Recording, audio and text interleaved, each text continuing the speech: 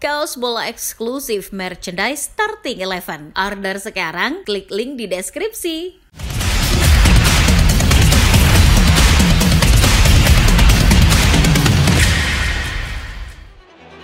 Szoboszlai, the one obvious target. It is Dominik Szoboszlai! He scored at the weekend! Di musim perdananya tanpa Jurgen Klopp, The Reds justru melaju pesat layaknya jet darat. Sejak pekan ke-7 Liga Inggris musim 2024-2025, Liverpool bahkan sudah nyaman di puncak klasemen. Arne Slot yang memegang tongkat estafet kepelatihan disinyalir jadi faktor utama keberhasilan transisi Liverpool. Pelatih asal Belanda itu masuk dan mengatasi setiap masalah secara halus, sehalus gaya rambutnya. Ex-pelatih Feyenoord ini seperti tak mengenal istilah adaptasi. Kehadirannya pun jadi momen yang disambut baik oleh jutaan kopites di seluruh dunia. Namun tak semua fans Liverpool bijaksana dalam menghadapi kesuksesan di paruh pertama musim 2024-2025. Tak sedikit dari mereka yang justru terbuai oleh itu. Mereka congkak dan merendahkan tim-tim lain yang dinilai buruk dalam mengatasi transisi kepelatihan. Mereka lupa bahwa dunia kejam pada orang-orang sombong. Perlahan namun pasti, trofi-trofi yang awalnya ditakdirkan untuk Liverpool pun dirampas. Lantas, bagaimana bisa hal itu terjadi? Selengkapnya kita bahas. Namun sebelum itu, kalian harus klik tombol subscribe dan nyalakan lonceng terlebih dahulu agar tak ketinggalan konten terbaru dari Starting 11. Awal tahun 2025, narasi yang menggembar-gemborkan Liverpool bakal jadi tim Inggris yang meraih quadruple mulai muncul. Satu-satunya yang bakal juara di Inggris quadruple 4 tuh Liverpool, cuy. Media-media Inggris dan internasional mulai memamerkan kemampuan meramalnya. Mereka memprediksi bahwa Liverpool akan mengantongi trofi dengan sangat mudah. Tentunya jika berdasarkan performa mereka yang menawan di akhir tahun 2024. Ya, Liverpool saat ini baru menelan satu kekalahan di Liga Inggris musim ini. Bahkan hingga Desember 2024 Liverpool hanya menelan imbang sebanyak 4 kali. Sisanya berhasil mereka menangkan. Laga-laga melawan Manchester United, Manchester City bahkan Chelsea semuanya dibabat habis oleh pasukan Arne Slot. Media-media kaliber The Analyst, Metro dan BBC pun mulai melambungkan harapan fans Liverpool. Mereka mengeluarkan narasi yang berbunyi bahwa Liverpool sedang berada di jalur juara. Bahkan ada persentase peluangnya segala. Gimana fans gak pada ngarep tuh? Di saat isu ini sedang anget-angetnya, ada satu fans Liverpool cabang Indonesia yang koar-koar. Videonya sempat viral mengenai dirinya yang menyebut bahwa Liverpool akan jadi tim peraih quadruple. Yang jadi masalah, cara penyampaiannya agak nyolot dan menyinggung fans lain. Dalam hal ini fans MU. Kalian pasti tahulah ya siapa yang dimaksud? Quadruple, fans MU bakal nangis. Mas-mas yang arogan itu akhirnya dapat kritik sekaligus nasihat dari pandit senior Indonesia, Sabto Haryo Rajasa. Melalui jebret media, Sabto meminta kepada fans Liverpool tersebut untuk tidak sombong terlebih dahulu. Jangan terlalu pede. Yang gue bilang juara kan Liga Inggris, Liga Champion mungkin. Kalau Piala FA emang lepas aja. Selain Sabto, mas-mas El Tantrum juga dapat kritik dari influencer sepak bola lain, Dr. Tirta dan Tio Prastio jadi contohnya. Belum ada 3 bulan sejak video koar-koar itu viral, Liverpool seperti terkena tulah.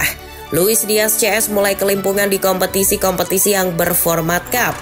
Kesialan pertama datang di Piala FA. Membuka buku perjalanan Piala FA 2024-2025 dari ronde ketiga, Liverpool mengawalinya dengan manis.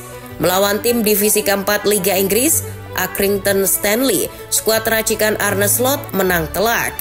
Masalah baru terlihat di ronde keempat, Liverpool diminta untuk melayani tim kasta kedua Liga Inggris, Plymouth.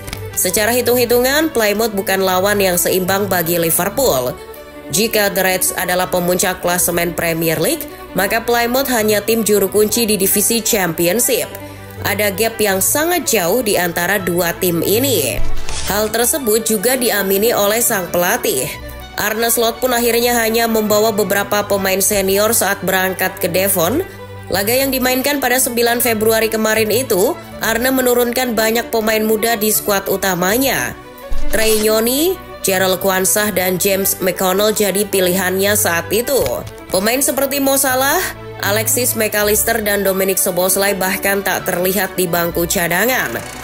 Baru 11 menit berjalan, pertanda buruk muncul. Joe Gomez yang juga menjabat sebagai kapten justru cedera. Bukannya memasukkan bek tengah, Arne justru menggantikan Gomez dengan bek kanan. Setelah babak pertama tanpa gol, Harvey Elliott jadi mimpi buruk bagi timnya sendiri. Ia dinyatakan menyentuh bola dengan tangannya di kotak penalti. Tendangan 12 pas pun akhirnya diberikan kepada Plymouth. Ryan Hardy yang menjadi eksekutor pun tak menyia-nyiakan kesempatan itu. Hardy membawa timnya unggul atas pemuncak klasemen Premier League. Sialnya, Liverpool gagal mengejar ketertinggalan meski telah mengeluarkan kartu asnya, Darwin Núñez. Liverpool pun tersingkir dari Piala FA dengan cara yang tak pernah terbayangkan sebelumnya. Kredo yang berbunyi, "Jangan main-main sama Piala FA," memang benar adanya. Keajaiban kadang tak berpihak pada tim yang kuat. Fokus lagi ke Liga Inggris. Liverpool kembali baik-baik saja. Terus mendulang poin dan Mo Salah tak henti-hentinya mencetak gol. Tapi kenyamanan Liverpool mulai terusik lagi di kompetisi selain Premier League. 1 bulan lebih dikit sejak gugur dari FA Cup, The Reds kembali tersingkir dari sebuah kompetisi. Kali ini Liga Champions. Lagi-lagi Liverpool bermasalah dengan sistem gugur. Sebab saat Liga Champions masih berada di tahap penyisihan grup, Liverpool masih bisa tampil optimal. Mereka mencatatkan 7 kemenangan beruntun sebelum akhirnya ditekuk PSV Eindhoven dengan skor 3-2 di partai pamungkas. Hasil itu membuat mereka adem ayem di puncak klasemen penyisihan grup Liga Champions. Tapi ketika memasuki fase gugur, kehebatan Liverpool patut dipertanyakan. Menghadapi PSG, Liverpool benar-benar kocar-kacir. Di luar kualitas PSG yang memang berada di level yang sama dengan Liverpool, secara permainan The Reds tetap kalah telak. Loh, kan di leg pertama menang Min. Memang, tapi secara statistik, di leg pertama Liverpool hanya mampu mencatatkan 30% penguasaan bola dengan 75% umpan sukses serta melepaskan 1 tembakan on target. Berbanding terbalik dengan PSG yang melepas 10 tembakan tepat sasaran. Beruntungnya, Alisson sedang dalam performa terbaik. Jika tidak, babak belur pasti. Leg kedua yang dimainkan di Anfield justru tak berjalan sesuai rencana. Liverpool bak menggali kuburannya sendiri.